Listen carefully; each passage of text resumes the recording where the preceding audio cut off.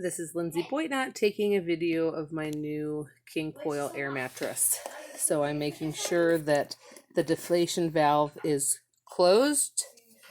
I'm making sure that the inflation valve is on and in the open, all the way in the open position.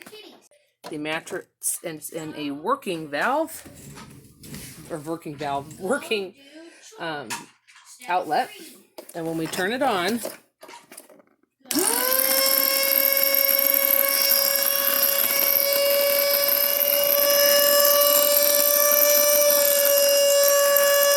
can hear, sounds like something is loose and broken inside of the motor.